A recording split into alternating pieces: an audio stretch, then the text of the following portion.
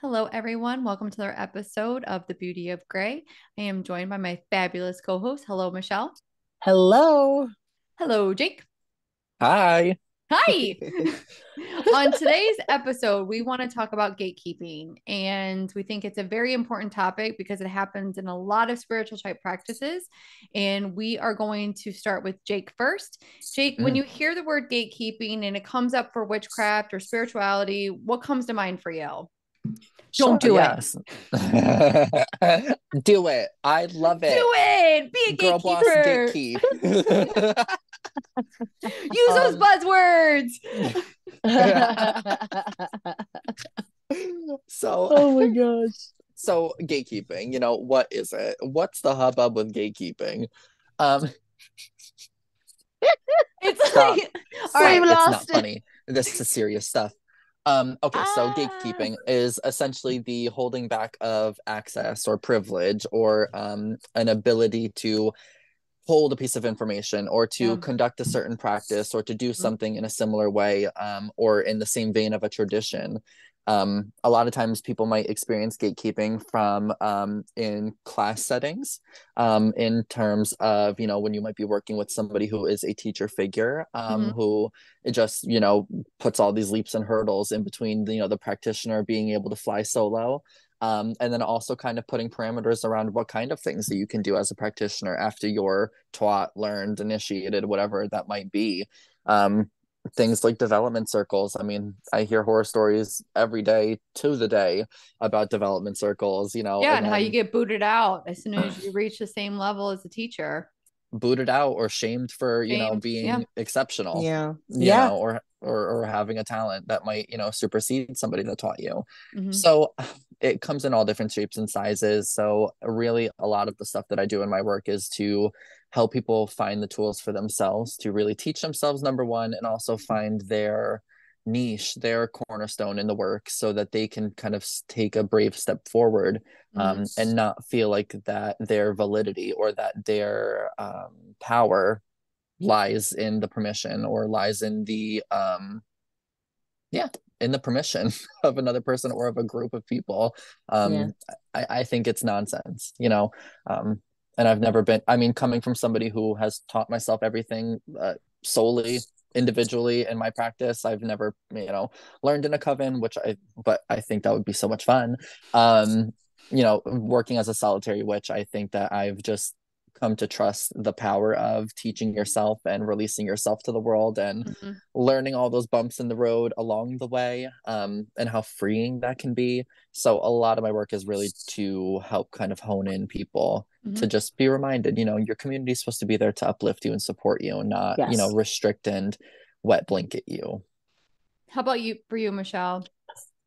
100% agree with everything that Jake said. Like I no, I really I like gatekeeping is like I understand where okay, so for in a smaller sense of the word gatekeeping, Hmm. like I for one, I have a few friends that are practicing witches and that I see on a regular basis. And considering this is what I do to as a business and to help Hmm. other people, they do occasionally come to me for questions. They don't want to because they're like, well, because you're running a business. And I'm like, but you're my friend. What the hell's wrong with you? Like, just ask. If I don't know, I'll tell you I don't know. Yeah. Like, it's okay. um but I want to be able to be a resource for people, but at the same time, I have my book of shadows that I don't let anyone look at or touch, or that is my sacred book. Like, Hmm. you do not, you're not going to know, there's things in there that I don't necessarily want to share with people because it Right. is just it's part of me, and it's part of my journey as a witch. Like, Hmm. that's why, I don't really, I mean, this is getting more so into the side of bad omen, with the business, that I don't know how far I want to go in terms of teaching. Like, I would rather just give the Hmm. basic stuff, so that people have a launching pad and that they can figure out where they want to go from there and what kind of witch they want to be. And like, I don't think it's necessarily, I think it's partly my responsibility to let people know, like, when you're getting into things like closed practices, and like in gatekeeping in that sense, because then that's a whole other ball of wax. But when it comes to, like, just teaching information, like, it's, I don't know, I feel like it's kind of silly to keep certain information from people. But if it's your own personal, like when I'm talking about like my grimoire, my, like, it's like, don't, that's something that, like, they're like, oh, I would love to see what's in that. And I'm like, I bet you would. Like, I mean, it's a personal and private thing. It's like your journal, exactly, it's like, exactly. I have a journal. Like, I'm not going to be like, oh, please read my journal, please. Exactly. Because there's experiences that I might have that other people have not had, or they have had. But I don't want to necessarily talk about that. And it's something that, like, maybe I was given information during that experience that I hold very near and dear to me, that somebody else can figure out on their own, can have that own experience, Yeah. So that's just kind of my take on that. I mean, I feel like with gatekeeping, I'm not sure if it's as well, it probably is super prevalent now. I mean, I'm an Akashic record practitioner, and I know plenty of people that have been like, they've reached out to maybe certain educators or whatnot, and they're like, no, if you know this way, I'm not going to teach you this. And it's like, come on. Like, that's ridiculous. Yeah. It's ridiculous. And I don't know if it's the same way with Reiki or with other spiritual type of practices, but I do find that there's power in community, there's power in education. There's when we kind of try to elevate each other, I mean, we're raising the vibrations, we're providing healing for ourselves and for the planet and for our community by, educating and kind of helping. We need to help people along. Like when we're moving, we're ahead, and we need to help people along. And the other thing I want to say is that, we all have different flavors of the ways that we practice, the way that we work with our clients. The three of us, let's say we're three of us are Akashic record practitioners. We're all going to read differently. We're all going to have a different delivery, a different style. So I feel like we do harm by not, giving the sacred text, or just recommending a book. Like, people won't even recommend a book. Like, what book do you recommend for me craziness. to learn this? Google it. Like, shut the fuck up. Exactly. Like, it's the same thing with, like, you go into certain, like, that's why, like, I it drives me crazy when you go into, we'll just say, into certain spaces where people don't want to answer questions, where you have somebody going in and they're like, I want to know about this stuff. Like, I can't tell you the amount of people that have come to me for tarot readings, and they ask me about witchcraft, and they're like, is that okay for me to ask? I'm like, of course it's okay for you to ask. Like, and they're like, well, I don't know if, like, like, no. Like, like, you ask me all of the questions, by all means. And I will tell you if I don't know. I will tell you if I can't answer that, like, for whatever reason it's supposed to be. I will tell you why I can't answer that. And that's the thing, is that, like, you run into people that are so, and that's more so, it's not about the craft, it's more about them, where they want to hold on to what makes them special, and they don't want to share that with the world. And it's like, but why not share, like your specialness, whatever, like, that doesn't just go away because you shared it with somebody, because you helped somebody else out on their path. If anything, it grows that, because then you're seen as someone that's genuinely trying to help other people. And, like, and all three of us do that, and it's like, I don't understand why people get so offended, especially when people ask questions about their practice. And it's like, take it as a compliment, Yeah. So definitely. I don't know. Very angry. Yeah. And I mean, it even, like, is for, in terms of, when other teachers will try to police other teachers to say, oh, well, you can't teach that certain way.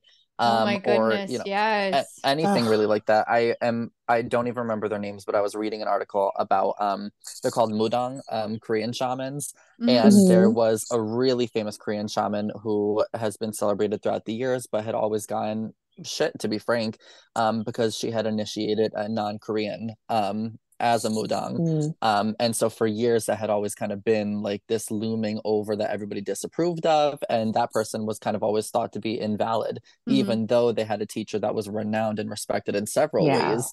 Um, just as one example, and then even, so the only modality that I've necessarily been trained in, that could be subject to such a thing would be like Reiki, for example. Mm-hmm. Mm. Lots of people have issues with people who learn Reiki distance learning, via video call, Zoom call, thinking that they can't do initiations that way, or you Mm-hmm. can't receive the teachings that way. Mm. Which, listen, I mean, the thing is that it's all energy. If you don't Yeah. think that the energy work that I'm doing right here, for somebody that's all the way across the country, is any less valid than your hands-on, we've lost the plot. Yeah. We've lost the Yeah. plot Yeah. here. And so, I mean, even just as somebody, although I don't personally teach the Reiki Mastery class, I always tell people, it can be a jumping off point. You Mm. can do your Reiki 1 and 2, or you could decide to go forward and do your mastery. But I always feel that practices, modalities, anything you learn in this life is really meant to be taken, respected, and then your own flavor, your own spin on it is supposed to happen. Mhm. And in turn, that's how we get the birth of these beautiful new practices, is by people learning one Yeah. and then deciding to evolve it, or finding the marriage between that practice and another one, Absolutely. Exactly. which is why we have beautiful things like IET, for example, bringing in Mm. angelic connections into energy Yeah. healing, which came first, the chicken or the egg, who knows? Yeah. But I mean, beautiful modalities like that wouldn't Yeah. exist without the coming together of minds and merging of teachings. Yeah. It's culinary, kind of. And I find Yeah. it interesting when you bring up IET because we are not allowed to do attunements remotely, but yet I could do a remote session. So it does feel, I'm like, well, I mean, can I really not do it? I mean, I don't, but because I don't want to get in trouble because we have to send up guidelines and everything like that. But then I agree with you. I'm like, energy follows intention. And if I know that I'm remotely doing energy healing, I know I can remotely do an attunement, you know, Yeah. I I mean, find that. you just have to think it's you have to look at the the points in logic that are a little bit flawed. It's Yeah, to say, to say that I couldn't attune somebody, without touching them in person, would be to say somebody who doesn't have arms couldn't do an attunement. Have to that's think true. about it here. That's true. Because Yeah. all of our rules are valid until there's an exception. We have to keep that into account. Ooh, good point. Or that, Mhm. when I'm channeling for somebody, I'm not really talking to your grandma if I haven't exhumed her and got my hands on her. It's and that's being dramatic, but I mean, it's It's a hyperbole, very but good it point. It's a good It comes from point. a is. place of It's a just being, fantastic point. yeah, it So, comes from a place guys, when of, you see Jake out in the cemetery digging up your grandma, it's because he wants to do an appropriate reading. That's all. it's, you It asked just for it, means you he's a gate kept true it. witch. That's what it is. He's raised his rates because Don't you shoveling dare gatekeep now. your grandmother. I love that. I I love love it. that. I mean, Oh and my I do feel gosh. like, there I would hope that as because I do feel like right now as in a world we're becoming more awakened and a lot of people Mm. are kind of turning to alternative practices, maybe looking into witchcraft, maybe looking into energy healing, maybe wanting to go to a psychic or something like that. And it would be a real shame if they had a real interest in something and they're like, you can't ask me that. I'm not going to answer that. Yeah. And I would feel that some people maybe then they go back in their spiritual closet and then they don't seek out Yeah. that other information. I just think that would be such a shame. And that's so sad, you No, know? Hmm. I agree. I mean, the only thing that it kind of gets to be not necessarily a gray area.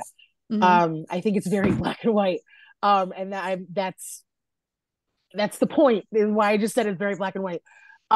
When you get into closed practices, Mm. Hmm. and because this is the thing, I have encountered people that because I find all other forms of witchcraft absolutely fascinating. Mm-hmm, Like mm-hmm. I think voodoo is one of the most like like mind, but like it was just like, oh my God, it's so cool. Like it's just, and just Native American practices and things like that are so beautiful and so just it's so out of what we're like I don't know, I don't even know how to explain it. It's such a beautiful thing. Right. But like I've encountered both aspects where people have heavily gatekeeped, where I'm just like, I don't want to practice, I just want to know. Yeah, you just want like some information. I just exactly, like it's like, and I want to adhere it to like, you know, maybe I'm doing certain practices that should be like a closed practice, and like that I don't want to disrespect anyone's culture. Of You know course. what I mean? And but like I've also encountered this I wish I have her card somewhere. I wish I could remember her name. Her energy was just so wonderful. I was at an event and she had come up to me and she knew exactly. She was just like, you and I like I we're love the that. same. And I was just like, yes, we are. I was so excited because I had this event, I felt very defeated because there wasn't any other practitioners there, and it was just because it was like just a business event, and I felt very lonely. Yes, and very like looked at as somebody who didn't deserve to be there. Oh, and I was just kind of like, and like I get it, like usually it doesn't bother me because I'm like, okay, I get it. Like a lot of people, like they hear witch or they hear witchcraft and they're like, excuse me. And I dress all in black. Like it's fine. I get it. I can sometimes be intimidating. I understand. I hope I am intimidating. However, she had come up to me and like she practices voodoo. And she was like, I'm a part of a group, you know, she's like, I have to ask them, but if you want to be a part, like if you want to come and witness what we do, by all means, like come and like absorb all the information.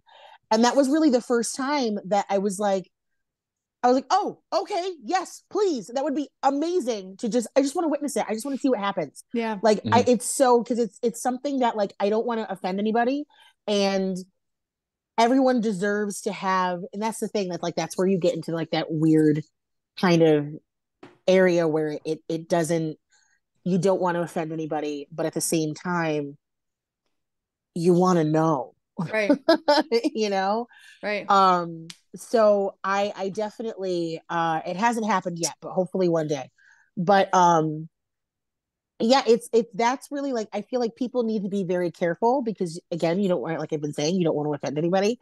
But at the same time, knowledge I don't feel like is a bad thing. You know, like if you want to pick up a book and learn about it, then learn about it.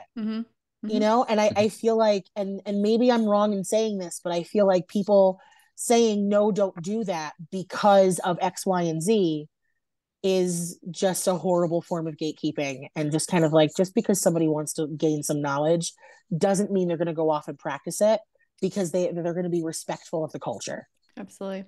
You know, anyway, so I could clearly going off on a tangent. I think the one thing I do want to add is that, and this maybe not be gatekeeping, is also, you know, look up your practitioner and the person you're going to learn from, and what is their background? Do they have certifications? What trainings have they had? Like, you know, you don't want to go have a life coach session with somebody who took a $25 class on Udemy, you know, that's going to solve your problems. So no offense to anyone about that, but it's like, you know, and I know that there's a lot of hubbub about, you don't need a certification for this, and you can just say that you're an expert. And it's like, you better have experience though. You better have experience, and you better have a knowledge base. And I do feel like we do a disservice to clients by, you know, saying, you know, when people kind of say those kind of things, it's like, yeah. I think, well, it's even sorry, Jake, go ahead. No, you're totally fine. I was just gonna say, you know, I think that there's an interesting contrast to that too, though. With that being said, you know, I'm sure we all know several people who just can't get enough accreditations or can't get enough certificates. Shiny thing syndrome. You know, I mean, I do agree with that. Absolutely. They keep training and learning and going and going. I do agree with that. Training and learning, but I wouldn't recommend them for anything, you know? Exactly. So that's the thing. So it's I mean, like even, so I mean, definitely take a look at, you know, accreditations, background. Is this somebody that's practicing this because this is a culturally involved standpoint? Is this something that they've been initiated in? What's their story? Or is it something they were born into and they've learned for many, Yeah, many years? Get a feel for your practitioner. It's the same way like when you meet a friend for the first time, when you meet somebody for the first time if that person's right for you or not. Exactly. And for several reasons. So I think that that's just something to keep in mind too, especially, as somebody who has grown up and watched the age of, Hay House, for example, lots of classes, lots of workshops, lots of certificates and diplomas that you can earn. And then for people who really, you can get the certificate and you can complete the coursework, but it doesn't necessarily mean that you, one, are doing the work or can do the work, or two, that you can do it in a way with proficiency that, can create a safe space for said practice. So if you went out and got an IAT certificate, are you somebody who feels that they are responsible enough to hold that space, and can you put somebody back together should they fall apart in your session? There's a lot of intricacies here, and there is and ethics, integrity, you need to know what you're doing. I love taking class that the teacher makes me practice, and I do believe there's a lot of people with natural talent. Absolutely. But they need to hone in on that natural talent and kind of know what they're doing with it. Yeah. Well, I even, cause I wanted to make the point with, even just like what I've noticed with, cause like I'm, like while I've been doing this for a while, I am new to the teaching game, right? In terms of like, and so I'm still trying to figure things out, but at the same time, and I am very honest about that, but like, my tarot class, that like one of the things that I think is that I from day one that I've been trying to help them with, and that I think is incredibly important, is that like even just with tarot, finding what you're good at, like finding what your niche is, in terms of like, I know that when if somebody needs a reading to feel empowered, like most people that have either gone to me or know me, they're like, okay, go to Michelle. Like she'll make you feel like you can go and like take over the world, because like that's what I want people to feel at the end of this. Of course. But I have people in my class that are not as much in your face as I can be with people, and very honest with them. But like I always like project, like I'm like, you always want to be honest, you always want to do this ethically and all that stuff, but like bring your own brand to the table, because I have students that are very that are much quieter, that are going to be much more like kind of like they're gonna be thoughtful you in a warm hug. in their message. Yes, exactly.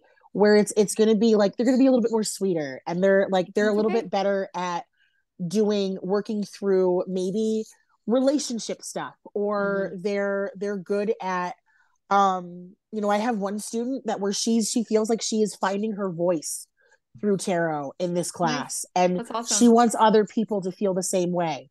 Like that is something that like that I don't want to keep from people. Like why would you keep that from somebody?